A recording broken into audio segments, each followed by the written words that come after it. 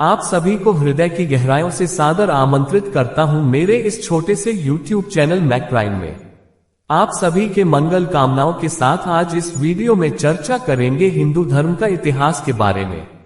कैसे सृष्टि हुआ ये महान धर्म हिंदू धर्म, कब से शुरू हुआ ये हिंदू धर्म, जानेंगे हिंदू धर्म पूरे इतिहास को। लेकिन उससे पहले यदि आपको वीडियो पसंद आए तो चैनल को सब्सक्राइब जरूर करना, ये आपसे मेरा हार्दिक अनुरोध है।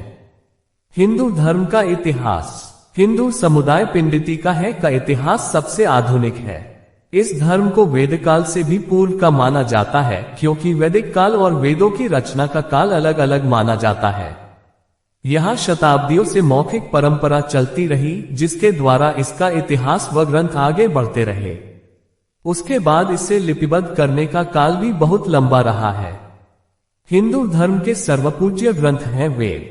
वेदों की रचना किसी एक काल में नहीं हुई। वेदों के रचना काल का आरंभ 8वीं सदी से हुआ है, यानी यह धीरे धीरे रचे गए और अंततः पहले वेद को 3 भागों में संकलित किया गया, ऋग्वेद, यजुर्वेद और सामवेद, जिसे वेदत्रयी कहा जाता था। वीडियो पसंद आए तो चैनल को सब्सक्राइब जरूर करना। मान्यता अनुसार वेद का विभाजन राम के जन्म के पूर्व पुरुरवा राजर्षि के समय में हुआ था। बाद में अथर्ववेद का संकलन ऋषि अथर्वा द्वारा किया गया। वहीं एक अन्य मान्यता अनुसार कृष्ण के समय में वेद व्यास कृष्ण वैपायन ऋषि ने वेदों का विभाग कर उन्हें लिपिबद्ध किया था। मान्यतानुसार हर द्वापर युग में कोई न कोई मुनि व्यास बन वेदों को 4 भागों में बांटते हैं। हिंदू धर्म की उत्पत्ति पूर्व आर्यों की अवधारणा में है, जो 4500 ईसा पूर्व मध्य एशिया से हिमालय तक फैले थे। इसमें भी डॉक्टर मुइर जैसे वैज्ञानिकों में मतभेद है। कहते हैं कि आर्यों की ही एक शाखा ने अविस्तक धर्म की स्थापना भी की। इसके बाद क्रमशः यहूदी धर्म 2000 ईसा पूर्व, बौद्ध धर्म और जैन धर्म 500 ईसा पूर्व, ईसाई धर्म सिर्फ 2000 वर्ष पूर्व। धार्मिक साहित्य अनुसार हिंदू समुदाय की कुछ और भी धारणाएं हैं। रामायण, महाभारत और पुराणों में सूर्य और चंद्रवंशी राजाओं की वंश परंपरा का उल्लेख उपलब्ध है। इसके अलावा भी अनेक वंशों की उत्पत्ति और परंपरा का वर्णन आता है। उक्त सभी को इतिहास सम्मत क्रमबद्ध लिखना बहुत ही कठिन कार्य है, क्योंकि पुराणों में उक्त इतिहास को अलग अलग तरह से व्यक्त किया गया है, जिसके कारण इसके सूत्रों में बिखराव और भ्रम निर्मित जान पड़ता है। फिर भी धर्म के ज्ञाताओं के लिए ये भ्रम नहीं है, वो इसे कल्पभेद से सत्य मानते हैं। हिंदू शास्त्र ग्रंथ याद करके रखे गए थे। यही कारण रहा कि अनेक आक्रमण जैसे नालंदा आदि के प्रकोप से भी अधिकतर बचे रहे। इनकी कुछ मिथोलॉजी जैसी बातों को आधुनिक दुनिया नहीं मानती, तो कुछ सत्य प्रतीत होने वाली बातों को मानती भी है। हिंदू समुदाय के इतिहास ग्रंथ पढ़ें तो ऋषि मुनियों की परंपरा के पूर्व मनुओं की परंपरा का उल्लेख मिलता है, जिन्हें जैन धर्म में कुलकर कहा गया है। ऐसे क्रमशः 14 मनु माने गए हैं, जिन्होंने समाज को सभ्य और तकनीकी संपन्न बनाने के लिए अथक प्रयास किए। धरती के प्रथम मानव का नाम स्वयंभू मनु था और प्रथम स्त्री शतरूपा थी। महाभारत में 8 मनुओं का उल्लेख है। इस वक्त धरती पर 8वें मनु वैवस्वत की ही संतानें हैं। 8वें मनु वैवस्वत के काल में ही भगवान विष्णु का मत्स्य अवतार हुआ था। हिंदू समुदाय की कालमापनी सबसे बड़ी है। पुराणों में हिंदू इतिहास का आरंभ सृष्टि उत्पत्ति से ही माना जाता है।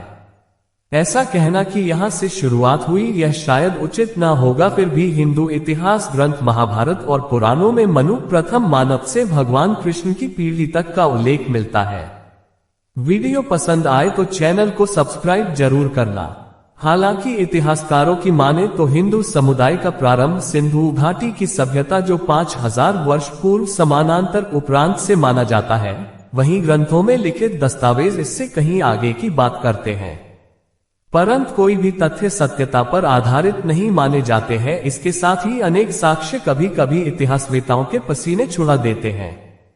उदाहरणार्थ सन 2019 में प्राप्त श्रीराम के 6000 वर्ष प्राचीन भित्तिचित्र जो इराक में मिले, साथ ही कल्प विग्रह नामक शिव प्रतिमा जिसकी कार्बन डेटिंग आयु 28,450 वर्ष आंकी गई थी। ये सारे प्रमाण हिंदू समुदाय को कहीं अधिक प्राचीन बनाते हैं।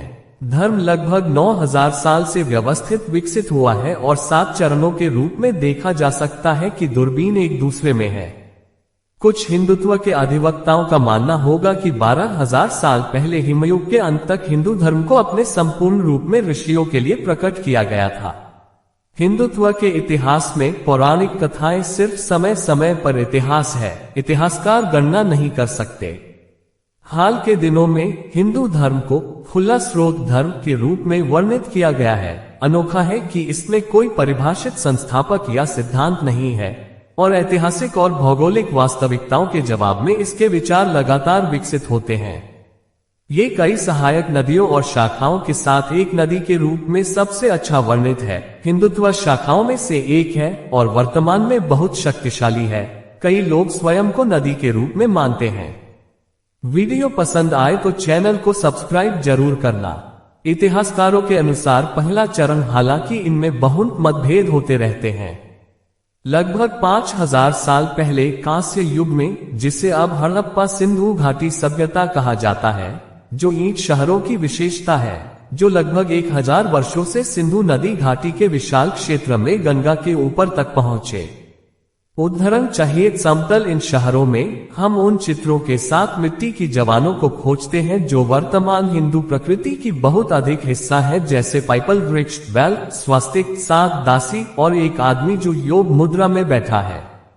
हम इस चरण के बारे में बहुत कुछ नहीं जानते क्योंकि सिंधु लिपि को अभी तक समझा नहीं जा पाया है। दूसरा चरण 3500 साल पहले लौह युग में वैदिक भजनों और अनुष्ठानों से पता चला जा सकता है, जिसमें हड़प्पा के विचारों के निशान होते हैं, लेकिन एक स्थायी शहरी जीवन शैली की बजाय एक खानाबदोश और ग्रामीण जीवन शैली के लिए डिजाइन किया गया है। इस चरण में हमें एक विश्वदृष्टि मिलती है जो भौतिक दुनिया का जश्न मनाती है, जहां ईश्वरों को अनुष्ठानों के साथ पेश किया जाता है और स्वास्थ्य और धन, समृद्धि और शांति प्रदान करने को कहा जाता है। देवताओं को आमंत्रित करने और उनसे अनुग्रह प्राप्त करने का ये पहलू आज भी जारी है, हालांकि ये रस्में अलग अलग हैं। वीडियो पसंद आए तो चैनल को सब्सक्राइब जरूर करना। तीसरा चरण, तीसरे चरण में 2500 साल पहले उपनिषद के रूप में जाना जाता ग्रंथों के साथ, जहां अनुष्ठानों की तुलना में आत्मनिरीक्षण और ध्यान पर अधिक महत्व दिया गया था और हम पुनर्जन्म, मठवाद, जन्म और मृत्यु के चक्र से मुक्ति जैसे विचारों पर अधिक ध्यान केंद्रित करते हैं। इस चरण में बौद्ध धर्म और जैन धर्म जैसे शमन मठवासी परंपराओं का उदय देखा गया। इसके अनुयायियों ने पाली और प्राकृत में बात की और वैदिक रूप और वैदिक भाषा संस्कृत का भी खारिज कर दिया। इसमें ब्राह्मण पुजारियों ने भी धर्म शास्त्रों की रचना के माध्यम से वैदिक विचारों को पुनर्गठित किया। किताबें जो कि शादी के माध्यम से सामाजिक जीवन को विनियमित करने और पारित होने के अनुष्ठान पर ध्यान केंद्रित करती हैं और लोगों के दायित्वों को उनके पूर्वजों, उनकी जाति और विश्व पर निर्भर करता है। विशाल कई शिक्षाविद वैदिक विचारों के इस संगठन का वर्णन करने के लिए ब्राह्मणवाद का प्रयोग करते हैं और इसे एक मूल रूप से पितृसत्तात्मक और मागासीवादी बल के रूप में देखते हैं, जो समतावादी और शांतिवादी मठों के आदेशों के साथ हिंसक रूप से प्रतिस्पर्धा करते हैं। चौथा चरण, चौथे चरण में 6000 साल पहले शुरू हुए रामायण, महाभारत और पुराण जैसे लेखों का उदय हुआ, जहां कहानियों को घरेलू और विश्व संबंधों की विश्वदृष्टि का समाधान करने के लिए उपयोग किया जाता है और अब परिचित हिंदू विश्वदृष्टि का निर्माण किया जाता है। हमें एक पूरी तरह से विकसित पौराणिक कथाओं के लिए पेश किया जाता है, जहां विश्व की कोई शुरुआत नहीं है, अंतदी या अंत, अनंत, कई आकाश और कई कालों के साथ, क्रिया और प्रतिक्रिया कर्म द्वारा नियंत्रित, जहां सभी समाज जन्म और मृत्यु के चक्रों के माध्यम से जाते हैं। बस सभी जीवित प्राणियों की तरह इस चरण में मंदिरों और मंदिर अनुष्ठानों का उदय हुआ। हम मठवासी वेदांतिक आदेशों का उदय भी देखते हैं, जो शरीर और सब कुछ संवेदनात्मक, साथ ही जाप तंत्रिक आदेशों से शरीर को भ्रष्ट करते हैं और शरीर और सभी चीजों की खोज करते हैं। हम पुराने निगामा परंपरा के मिंगलिंग भी देख सकते हैं, जहां दिव्यता को नए अगमा परंपरा के साथ निराकार माना जाता है, जहां परमात्मा शिव और उसके पुत्रों विष्णु और उनके अवतार और देवी और उसके कई रूपों का रूप लेते हैं। नए आदेशों और परंपराओं के उभरने के साथ हम जाति प्रणाली या जाति एक यूरोपीय शब्द के समेकन को भी देखते हैं, जो व्यवसायों के आधार पर समुदाय समूह नहीं है, जो अंतरिमारी न होने से खुद को अलग करता है। कई शिक्षाविदों ने जाति को हिंदू धर्म की एक आवश्यक विशेषता के रूप में देखा है, जो उच्च जातियों के पक्ष में है, जिस पर आरोप है कि हिंदुत्व अस्वीकार करते हैं। वीडियो पसंद आए तो चैनल को सब्सक्राइब जरूर करना। पांचवा चरण 1000 वर्ष पुराना है और यह एक सिद्धांत के रूप में भक्ति का उदय देखा, जहां भक्त भावुक गीतों के माध्यम से देवताओं से जुड़े हुए हैं, जो क्षेत्रीय भाषाओं में बना है, अक्सर मंदिर प्रणाली को दरकिनार करते हैं। ये वह समय था जब एक कठोर जाति के पदानुक्रम ने खुद को दृढ़तापूर्वक लगाया था, जो पवित्रता के सिद्धांत पर आधारित थी और कुछ जातियों को अशुभ और अयोग्य रूप में देखा जा रहा था। उन्हें भी समुदाय से अच्छी तरह से वंचित नहीं किया जा सकता है। ये भी वह समय है जब इस्लाम भारत में प्रवेश करता है, शांतिपूर्वक समुद्र के व्यापारियों के माध्यम से दक्षिण में और मध्य एशियाई सरदारों के माध्यम से हिंसक रूप से उत्तर में जाता है, जो बौद्ध मठों और हिंदू मंदिरों को नष्ट करते हैं, जो राजनीतिक सत्ता के केंद्र भी होते हैं और अंततः उनके शासन की स्थापना करते हैं।